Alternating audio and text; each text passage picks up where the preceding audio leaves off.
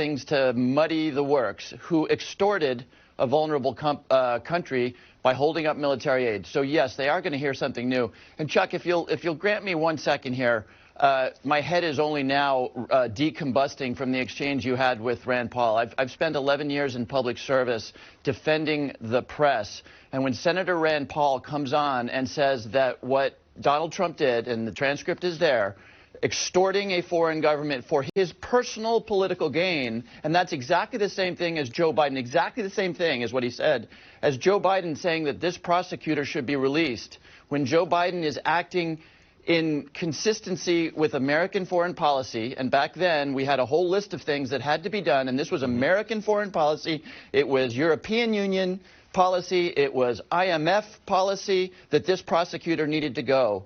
When Rand Paul says that that's exactly the same thing as the President of the United States saying you need to find dirt on my political opponent, and with all due respect, Chuck, when you say, well, do two wrongs make a right, let's be very clear.